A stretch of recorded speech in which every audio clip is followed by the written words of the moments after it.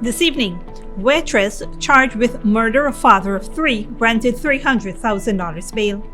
7-month-old baby dies after suffocating at daycare. Silica City to transform Soesdyke-Linden Highway surrounding communities.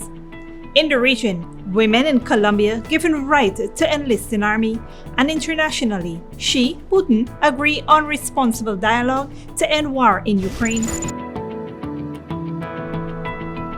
Welcome to this broadcast of Channel 2's Headline News Update. I am Vivi Bacchus. Thank you for joining us.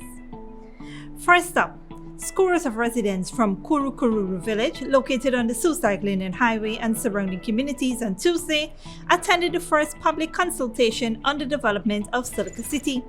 Silica City is set to become the leading destination for eco-friendly living in Guyana, advancing the country's sustainable and climate-smart agenda.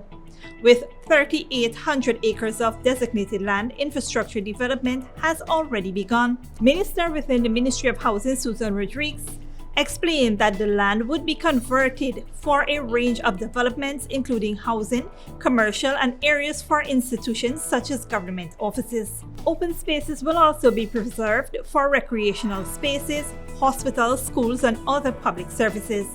Some $2 billion in contracts were recently awarded for the first phase of infrastructure development works, including the construction of road networks, bridges, and culverts. According to the minister, the first phase of development will also involve the construction of high-end young professional homes on approximately 109 acres of land, which will provide 300 house lots measuring 600 square feet each. The issue of squatting, which remains a contentious matter along the Soesdyke-Linden Highway, was also addressed. The residents were also allowed to express their views and concerns. Many welcomed the new development and anticipated the numerous opportunities it would generate for them. Representatives from several sister agencies, including the Guyana Lands and Survey Commission and Guyana Water Incorporated, also attended the meeting. On a different note, a young mother is mourning the loss of her 7-month-old daughter, who reportedly died after suffocating in a sheet at a daycare facility at Ogle, East Coast, Demerara on Tuesday. The heartbreaking incident occurred after the child fell from a bed and became entangled in the sheet. The baby was rushed to a health center but arrived unresponsive. She was pronounced dead on arrival at the Georgetown Public Hospital due to suffocation. The distraught mother spoke out about the tragedy in an interview outside the Georgetown Public Hospital on Tuesday afternoon. She expressed her belief that her daughter's death resulted from negligence on the part of the daycare staff. The mother explained that she was not allowed to see the area where her daughter fell, and that the daycare staff told her that there was no need for her to enter the facility as child care inspectors visited daily. The mother recalled that her daughter had returned home from the daycare with a swollen head days before her death. An employee, however, had reassured her that the baby was in safe hands. Meanwhile, according to a post-mortem examination conducted today, hemorrhaging and suffocation have been determined to be the causes of death for the 7-month-old child. The matter is presently under police investigation. Updating a story we brought to you earlier this week, 21-year-old Alien Lewis, also known as Dacia, has been granted bail in the amount of $300,000 for the alleged murder of her 23-year-old reputed husband, Ethan Hamilton. Lewis appeared before Chief Magistrate Anne McLennan at the Georgetown Magistrates Court today, where she was not required to plead to the charge of unlawfully killing Hamilton on March 18, 2023. The court heard that the couple shared a bedroom on the upper flat of a family house at 4th Street, Alberton, with their 3 children. On the day in question, an argument erupted after Hamilton reportedly slapped Lewis while she was sleeping. The argument escalated, and in retaliation, Lewis armed herself with a knife from the kitchen and stabbed Hamilton. Hamilton then exited the room with a stab wound to his left side and lower abdomen and informed an aunt who lives with them that Lewis had stabbed him. The aunt reportedly saw Lewis leaving the room with a silver knife in her hand. She then alerted other family members who rushed Hamilton to the Georgetown Public Hospital. Hamilton, however, later died while receiving treatment. Lewis was released on bail with the condition that she reports to the Alberton Police Station every Friday until the completion of the case. The Chief Magistrate has adjourned the case to April 13, 2023. Stick around when we return. Grandson arrested after 88-year-old woman's body was found in an empty lot on Russell Street, and Kanu intercepts vehicle with 30 pounds of imported cannabis.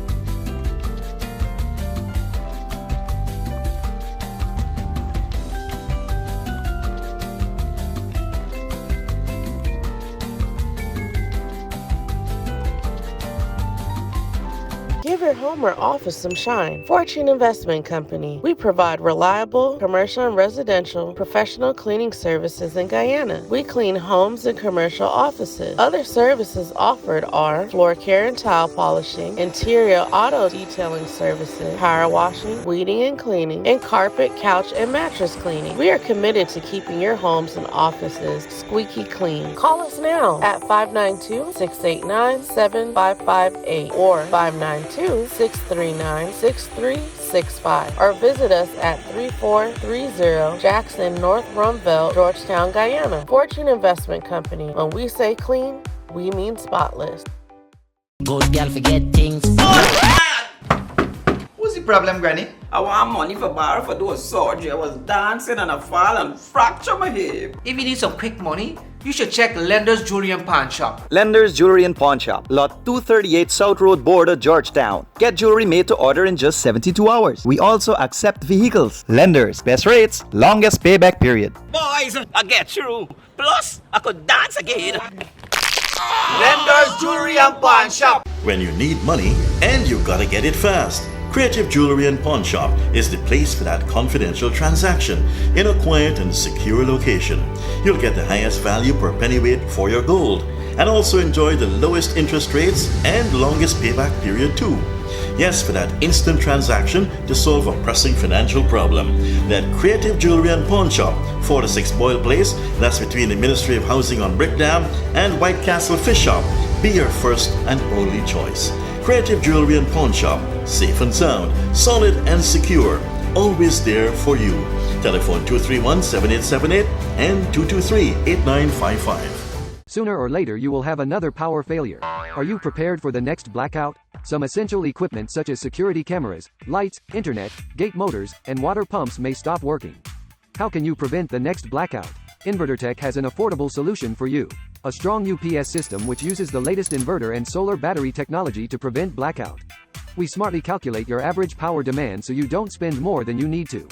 Call 223-2233 for more information.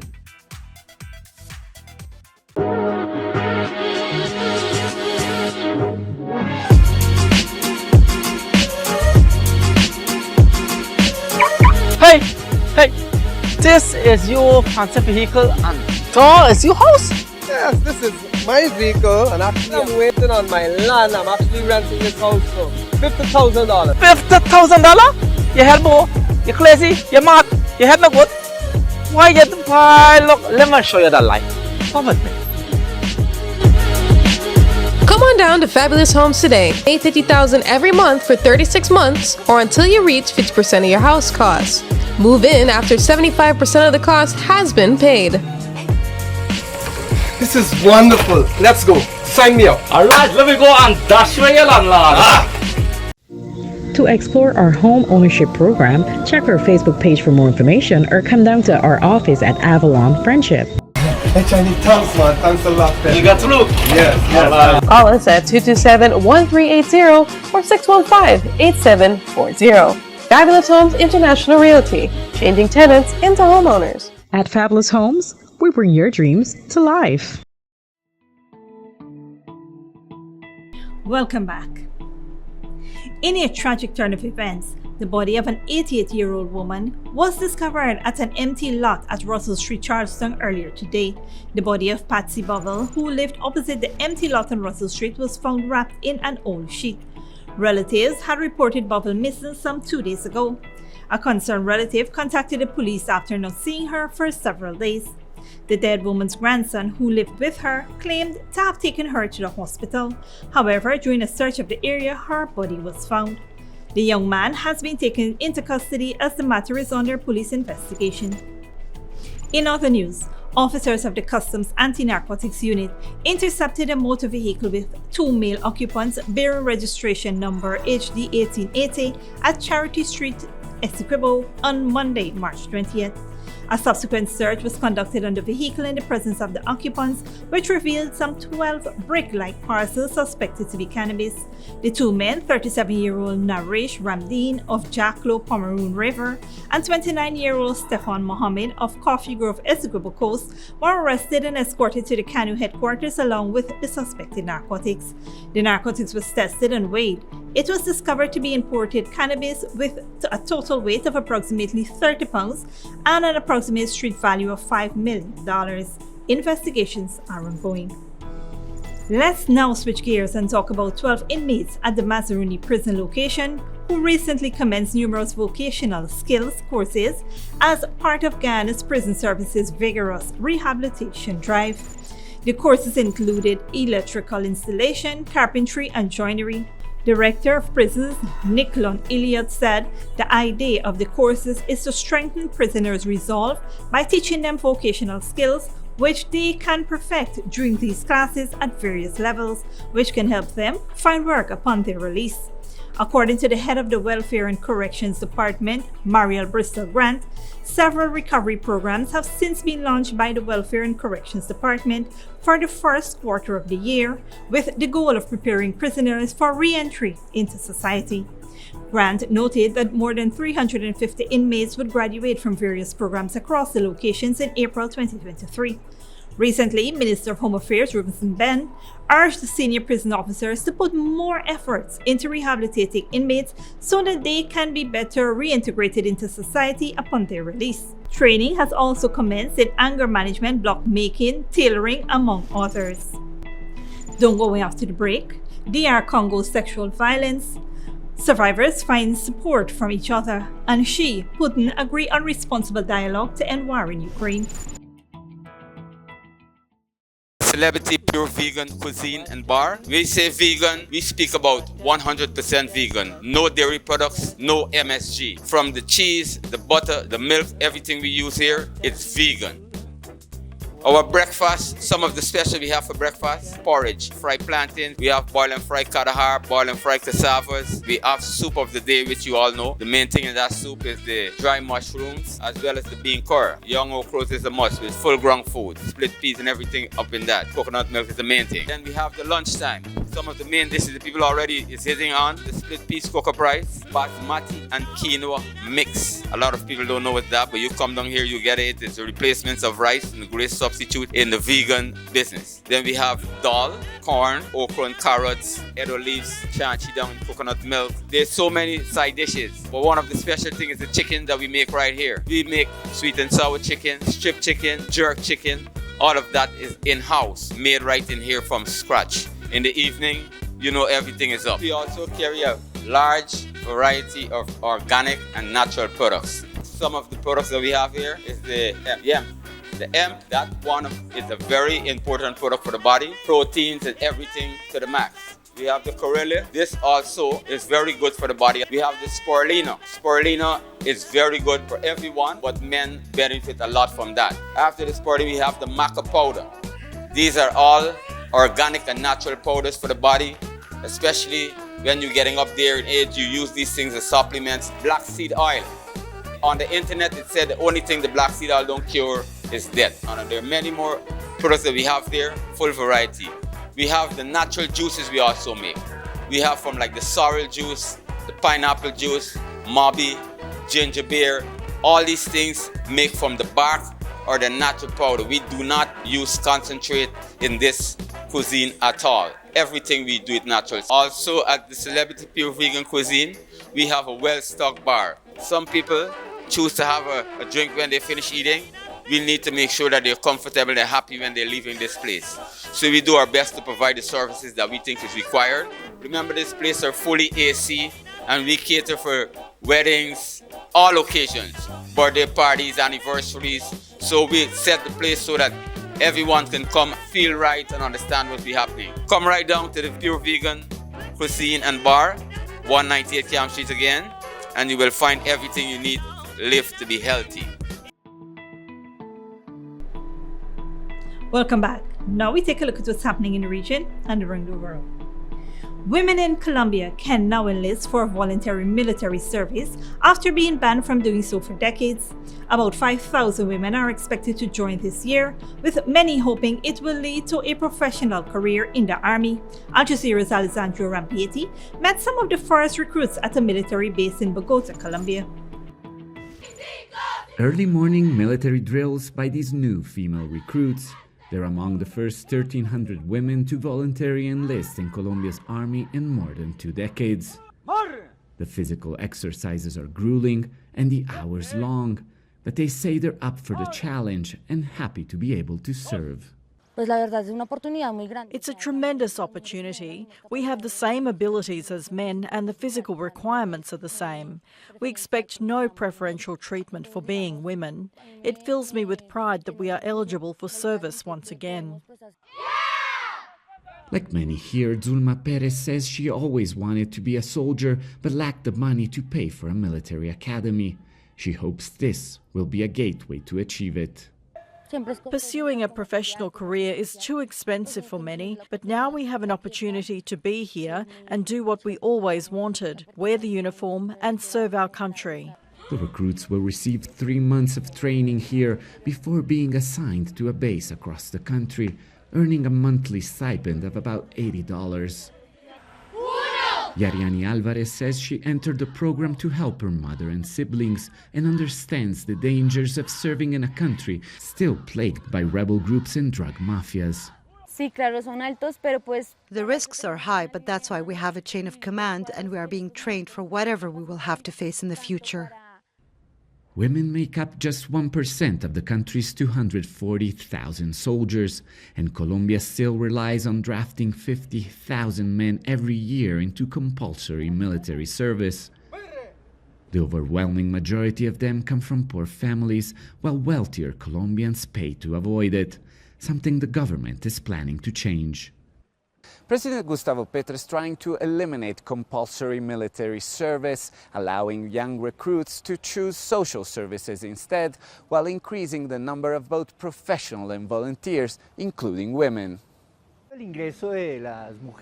Increasing the number of women in the army changes the culture of the institution, and the idea is to rely on them more in different activities, security, defense, where they can contribute a lot. Colombia is planning to enlist at least 5,000 women in 2023 alone, strengthening their role and working to diversify an evolving force. Alessandro Ampietti, Al Jazeera, Bogotá. Internationally, charities working in displacement camps in the Democratic Republic of the Congo says they have been treating at least 10 rape survivors every day. Rights group says that as the conflict between the government and the M23 armed group has escalated, so has sexual violence. Al Jazeera's Malcolm Webb reports.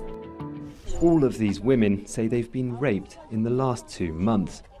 There's almost no support for survivors of sexual violence in this camp near the city of Goma, so they counsel each other. Most of the people here fled as the M23 armed group advanced through Masisi territory. Claudia, not her real name, says she was going to collect firewood with a group of women and girls when they ran into armed men wearing military uniforms.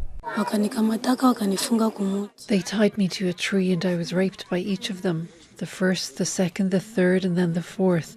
The others were raped by other men. One of the girls in our group didn't survive. She was too small. She died during the rape. We spent 2 days being raped by those men. Claudia says she doesn't know which armed group her attackers belong to. Peter.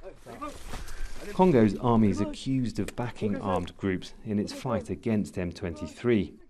M23 is widely understood to be backed by neighbouring Rwanda. Both governments deny supporting the groups in spite of overwhelming evidence. M23 has seized swathes of territory from the government forces over the last 9 months.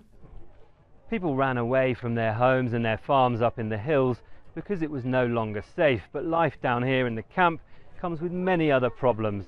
Whole families have been scattered, people are sharing shelters with complete strangers. They've been left traumatized and vulnerable. Claudia says it took her weeks to finally reach the camp. Then she says she was raped again by a man who attacked her in her tent. She says it's the survivors group that's helped her feel like life is still worth living. Florence Bioike started it. We first met her last year after she was forced from her home. She's been helping people in the camps ever since. She has time for everyone who stops to talk or ask for help. She says she's recorded more than 120 reports of rape from new arrivals this year. The majority of them were raped by M23 when their villages were attacked. Others who hid in the bush were raped by fighters from other armed groups, and some also on their way here by people who are out of the control. We listen to them and encourage them. We do whatever we can and give them what little we have. They have almost nothing. A small shelter and a handful of donated medicines. Some of the survivors told us they have infections, injuries or severe pain. But they say just being listened to helps. Malcolm Webb, Al Jazeera, Bulengo, Democratic Republic of Congo. And finally, Xi Jinping and Vladimir Putin stressed that responsible dialogue is the best way to resolve the Ukraine crisis as Moscow reaffirms its commitment to peace negotiations. The Chinese leader says Beijing has an impartial position on the conflict in Ukraine and supports peace, as Putin says China's peace proposal could be used as the basis for talks. Al Jazeera's Hashim Ahelbarra reports. They say it's an alliance without limits. China and Russia are expanding trade and diplomatic cooperation. The two countries insist their relations are far from being a military and political alliance. But Xi Jinping and Vladimir Putin share a growing concern of what they perceive to be an American dominance across the globe. For the Chinese leader who secured an unprecedented third term earlier this month, this trip could be the moment to establish his country as an international peacemaker. We shall always respect and abide by the UN Charter. We will always promote peace and also promote negotiation and discussion. Our stance is always based on fairness and justice. We will always be on the side of peace.